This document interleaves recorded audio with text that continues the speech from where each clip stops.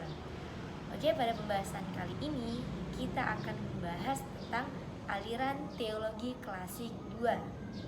Oke teman-teman, aliran teologi ini berkembang sejak terjadinya perang antara Ali bin Abi Thalib dan Muawiyah, sehingga terjadilah banyak sekali aliran-aliran pada saat itu.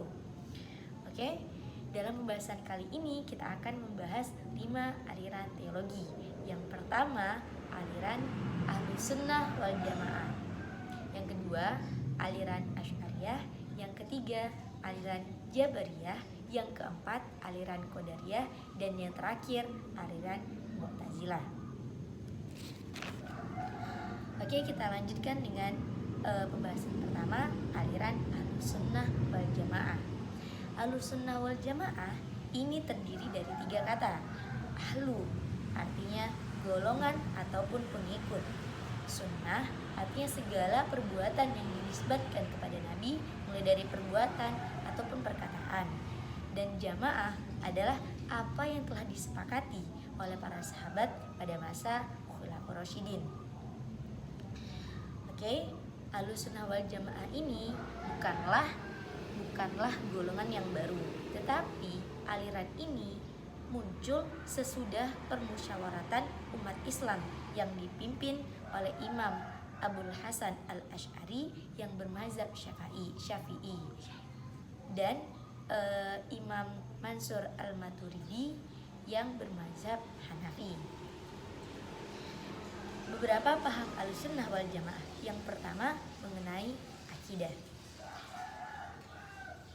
Ahlussunnah wal Jamaah ataupun yang biasa disebut azwaja itu memiliki keyakinan akidah yang bermazhab kepada Imam Abu Hasan al-Asy'ari dan Imam Mansur al-Maturidi, yaitu mazhab mereka ialah mazhab salaf yang mengikuti pemahaman Al-Quran dan As-Sunnah. Dan yang kedua, dalam hal fikih, menurut ulama azwaja, para ulama menetapkan bahwa paham yang dianut Ahlussunnah wal Jamaah itu adalah paham 4 mazhab. Paham itu ialah mazhab Hanafi, mazhab Maliki, mazhab Syafi'i, dan mazhab Hambali. Oke, dilanjutkan dengan paham tasawuf. Ahlussunnah wal Jamaah juga mengikuti paham tasawuf, yaitu dalam hal ini azwaja atau Ahlussunnah wal Jamaah ini mengikuti Imam Al-Ghazali dan Imam Al-Junaid Al-Baghdadi. Oke, dilanjutkan dengan beberapa ciri dan prinsip dari Ahlussunnah wal Jamaah. Yang pertama, Ahlussunnah wal Jamaah ini membedakan antara teks wahyu Al-Quran, penafsiran dan penerapannya dalam tahqiq manat dan takhrij manat. Kemudian Ahlussunnah wal Jamaah juga merupakan mayoritas Islam yang besar sepanjang masa dan zaman, sehingga golongan lain menyebut mereka dengan sebutan al-ammah ataupun orang-orang umum atau jumhur. Kemudian Ahlussunnah wal Jamaah ini tidak mengkafirkan siapapun kecuali orang yang mengaku kafir ataupun telah keluar dari agama Islam. Azwaja atau Ahlussunnah wal Jamaah ini tidak pernah mengkafirkan orang yang sholat menghadap kiblat. Kemudian dilanjutkan dengan aliran teologi yang kedua, yaitu aliran Asy'ariyah. Aliran Asy'ariyah ini dinisbatkan kepada Abu Hasan al-Asy'ari. Abu Hasan al-Asy'ari, beliau dulu adalah ulama Mu'tazilah. Kemudian beliau keluar dari aliran Mu'tazilah dan membuat paham yang baru. Keistimewaan dari Abu Hasan al-Asy'ari ini ialah bahwa beliau mengutamakan dalil-dalil Al-Quran dibanding dengan dalil-dalil Al-Quran dan Sunnah, juga pertimbangan akal dan pikiran, berbeda dengan kaum Mu'tazilah yang hanya menggunakan rasio dan akal dan falsafah yang berasal dari Yunani dalam membicarakan usuluddin ataupun ilmu tauhid. Beberapa paham Asy'ariyah. Yang pertama, mengenai sifat ketuhanan, yaitu mereka beranggapan mereka mengakui bahwa zat Allah itu berbeda dengan zat makhluknya. Contoh, Allah maha mendengar, maha makhluk pun bisa mendengar, tapi pendengaran Allah dan makhluknya itu berbeda. Keadilan Tuhan, kekuasaan Tuhan dan perbuatan manusia, dan yang terakhir tentang dosa besar. Aliran Asy'ariyah ini meyakini bahwa orang Islam yang melakukan dosa besar ini layak disebut dengan fasik, bukan kafir tapi fasik. Mengenai soal ia masih diampuni atau tidak, itu tergantung dengan kehendak Allah ataupun keputusan dari Allah. Qadariyah itu berasal dari bahasa Arab yang artinya berkuasa ataupun kekuatan. Menurut paham Qadariyah, manusia itu memiliki kekuatan ataupun kebebasan untuk menentukan sendiri perbuatannya. Dalam teologi modern, pengertian Qadariyah ini bisa disebut dengan kebebasan berkehendak ataupun kebebasan bertindak. Jadi, paham Qadariyah adalah paham yang menisbatkan kekuasaan kepada manusia. Aliran Qadariyah ini dicetus oleh Ma'bad al-Juhani dan Ghailan ad-Dimashqi. Oke, kita lanjutkan dengan paham-paham aliran Qadariyah.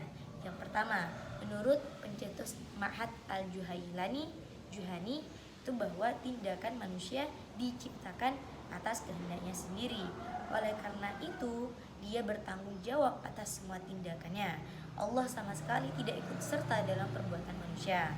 Dan yang kedua, menurut pendapat Ghailan ad-Dimashqi, bahwa Al-Quran itu makhluk, iman adalah hak semua orang, bukan dominasi kaum Quraisy. Kemudian, selama mereka mampu berpegang teguh pada Al-Quran dan As-Sunnah.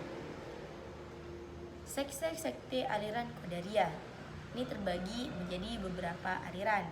Yang pertama, Qadariyah Musyrikah, Qadariyah Majusiyah, dan Qadariyah Iblisiyah.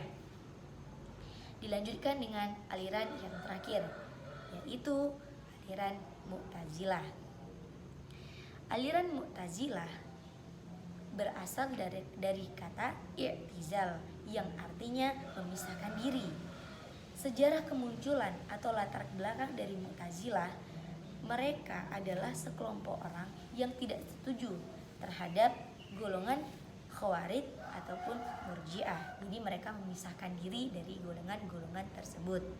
Mu'tazilah adalah salah satu aliran pemikiran dalam Islam yang banyak terpengaruh oleh filsafat barat sehingga berkecenderungan menggunakan rasio sebagai dasar argumentasi.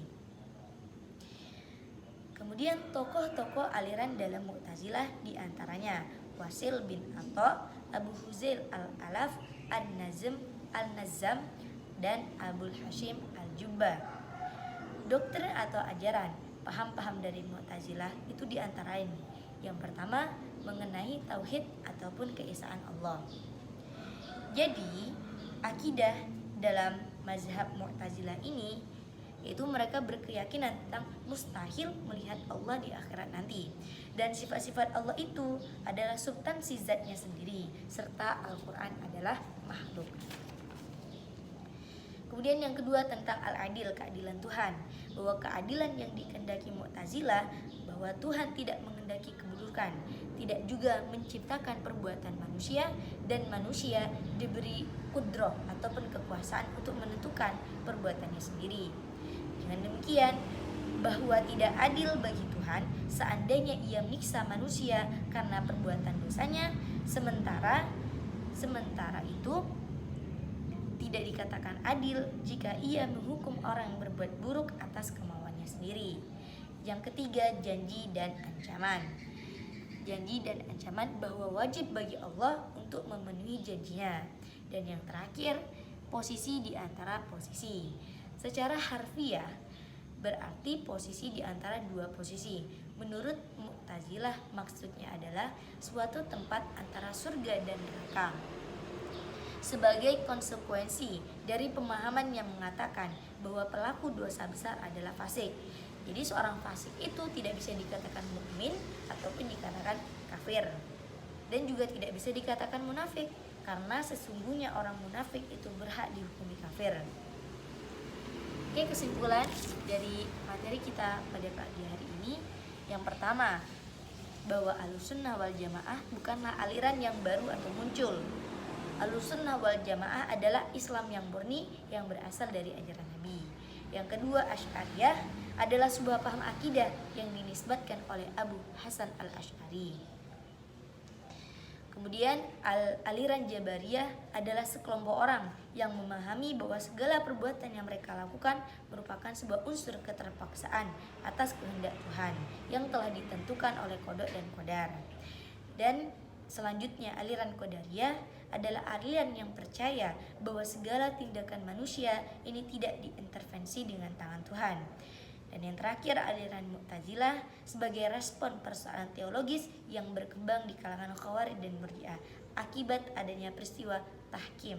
Itu golongan ini muncul karena berbeda pendapat dengan golongan Khawarij dan Murji'ah tentang pemberian status kafir kepada orang yang berbuat dosa besar.